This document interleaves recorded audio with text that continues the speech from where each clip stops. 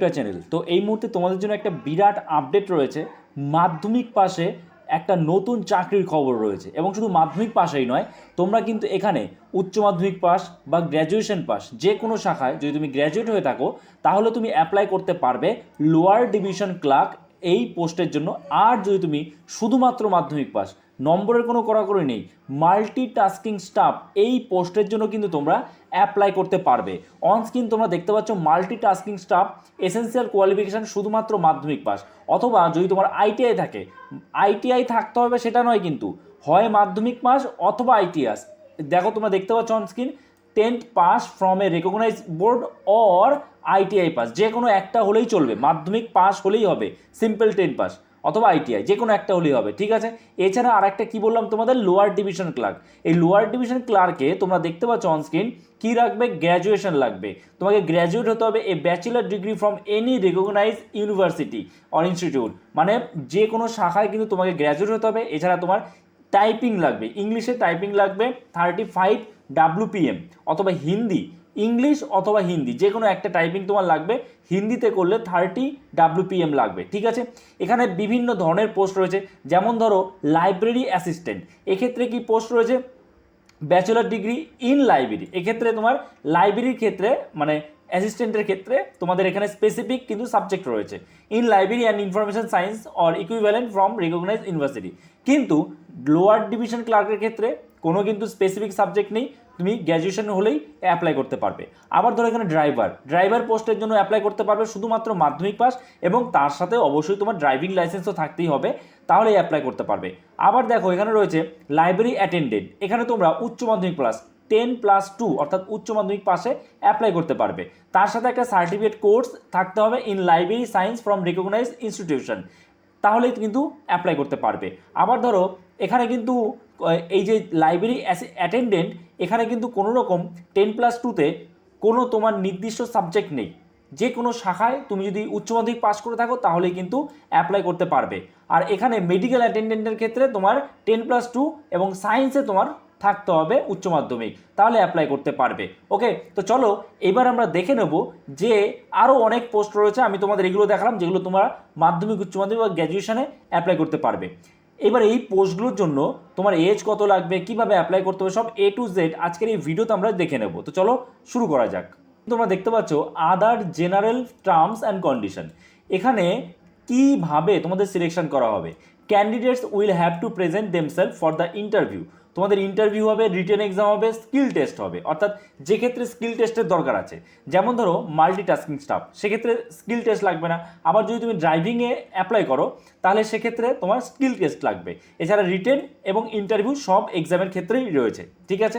আচ্ছা, schedule for examination, তো এখানে কিন্তু বলা হয়েছে যে যত রকমের পোস্ট আছে, দেখো এখানে বিভিন্ন ধরনের পোস্ট রয়েছে, সিস্টেম অ্যানালিস্ট, তারপরে junior engineer, assistant, technical assistant, driver, section officer, এবং আমরা যার জন্য অ্যাপ্লাই করব মাধ্যমিক পাশে সেটা হচ্ছে মাল্টিটাস্কিং স্টাফ। তারপরে তোমার আপার ডিভিশন ক্লার্ক, তোমাদের গ্র্যাজুয়েশন হতে হবে। তারপরে স্টেনোগ্রাফার রয়েছে, এগুলোতে তোমরা অ্যাপ্লাই করতে পারবে। তারপরে লোয়ার ডিভিশন ক্লার্ক, এসব ক্ষেত্রে খুব সহজেই তোমরা অ্যাপ্লাই করতে পারবে। এবং এই যে যত রকমের পোস্ট রয়েছে সব পোস্টের এক্সাম কিন্তু একই দিনে হবে। এই যে দেখো অন সেম ডেতে এক্সাম হবে। ওকে, আচ্ছা, তারপরে দেখো এখানে কি বলেছে, এক্সাম সেন্টার কিন্তু কলকাতা রয়েছে। দেখো দিল্লি, মুম্বাই, কলকাতায় কিন্তু এক্সাম সেন্টার রয়েছে। দেখতে পাচ্ছ এজ লিমিট, কত কি বয়স হতে হবে সব পোস্টের জন্য, একবারে সব পোস্টের জন্য তোমার যে পোস্টে অ্যাপ্লাই করো তোমার ন্যূনতম বয়স 40 বছর করো না কেন, তোমার কিন্তু ন্যূনতম বয়স হতে হবে 18 বছর এবং ম্যাক্সিমাম বয়স হতে হবে 40 বছর। এবং তুমি যদি এসসি হও সেক্ষেত্রে কিন্তু তোমাদের 5 বছরের ছাড় রয়েছে, অর্থাৎ SC/ST যারা ক্যান্ডিডেট আছে তাদের কিন্তু 45 বছর পর্যন্ত তারা এখানে অ্যাপ্লাই করতে পারবে। ওকে, তোমরা এখানে অ্যাপ্লাই করবে এবং কিভাবে অ্যাপ্লাই করতে হবে দেখো, starting date of online registration submission of application 16/3/2026 থেকে কিন্তু অ্যাপ্লাই করা স্টার্ট হয়ে গেছে। Last date of online registration and submission of application 16/4/2026, অর্থাৎ প্রায় 1 মাসের সময় দেওয়া হয়েছে। এবার এখানটা একটু তোমাদের বুঝতে হবে, শুধু অনলাইনে অ্যাপ্লাই করলেই চলবে না। এখানে দেখো কি বলেছে, last date of receipt of hard copies after submission of the online application the candidate shall forward a duly signed hard copy of the application along with self-attested copies of all supporting documents to the following address through registered post within the 15 days from the last date of the online application। অর্থাৎ তুমি 2026 last date online application. এবার অনলাইনে যখন তুমি apply করবে, apply করার পর তোমার ফর্মটা জেরক্স করে মানে প্রিন্ট আউট করে বের করে নিতে হবে এবং তার সাথে সাথে তুমি যে যে ডকুমেন্টসগুলো দিয়েছো সেগুলো কিন্তু জেরক্স করে সেলফ অ্যাটেস্টেড করে আবার অফলাইনে পাঠাতে হবে। এবং অফলাইনে পাঠানোর লাস্ট ডেট যদি আমি বলি, ধরো এখানে 16 তারিখ 16/4/2026, তাহলে ধরে রাখো ওই এপ্রিল মাসের 30 তারিখের মধ্যে কিন্তু তোমাদের কী করতে হবে, এই অফলাইনে আবার ফর্ম পাঠাতে হবে। মানে অনলাইনে একবার তোমাদের অ্যাপ্লাই করতে হবে, কিন্তু অফলাইনে আবার সেই ফর্মগুলো তোমাকে পাঠাতে হবে, অর্থাৎ প্রিন্ট আউট করে তার সাথে যে ডকুমেন্টসগুলো আছে সেগুলো জেরক্স করে সেলফ অ্যাটেস্টেড করে পাঠাতে হবে। 15 দিন টাইম থাকবে তোমার, মানে লাস্ট ডেট 16 তারিখ 16/4/2026, এরপরেও 15 দিন টাইম থাকবে, তার মধ্যে তোমাদের পাঠাতে হবে। কোন ঠিকানায় পাঠাতে হবে দেখো, এখানে দুটো ঠিকানা রয়েছে। For the post of registered যে পোস্ট রয়েছে সেক্ষেত্রে তোমাদের এই ঠিকানায় পাঠাতে হবে। আর বাকি যে পোস্টগুলো, মানে আমি যে পোস্টগুলো দেখালাম তোমাদের, মাল্টিটাস্কিং স্টাফ বা লোয়ার ডিভিশন ক্লার্ক, বাকি যত পোস্ট আছে সব ক্ষেত্রে এই ঠিকানায় পাঠাতে হবে। কিন্তু শুধুমাত্র রেজিস্টার পোস্টের ক্ষেত্রে এই ফার্স্টের যে ঠিকানাটা রয়েছে সেই ঠিকানায় পাঠাতে হবে। ঠিক আছে, ক্লিয়ার? কীভাবে অ্যাপ্লাই করতে হবে আশা করি তোমরা বুঝতে পেরেছো।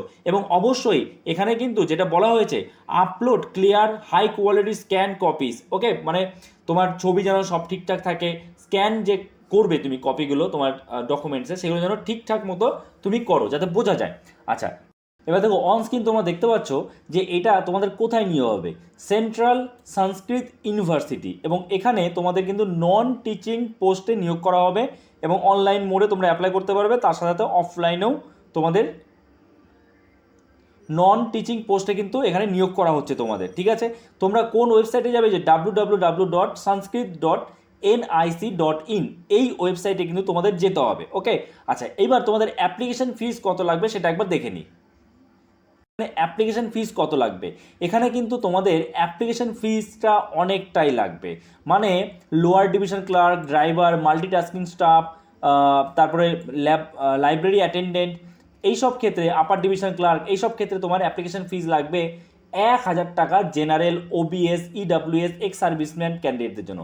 আর এসসি, এসটি, পিডাব্লিউবিডি হলে 500 টাকা কিন্তু এখানে তোমার অ্যাপ্লিকেশন ফিস লাগবে। এবং বাকি যে পোস্টগুলো আছে সেক্ষেত্রে কিন্তু এই যে তোমরা দেখতে পাচ্ছ অ্যাপ্লিকেশন ফিস লাগবে। এবার বিষয়টা হচ্ছে অ্যাপ্লিকেশন ফিসটা কিন্তু অনেকটাই বেশি। তুমি যদি সিরিয়াস হও তাহলেই অ্যাপ্লাই করো, তুমি যদি সিরিয়াস না হও তাহলে অ্যাপ্লাই করো না। এখানে কিন্তু অ্যাপ্লিকেশন ফিস প্রচুর রয়েছে।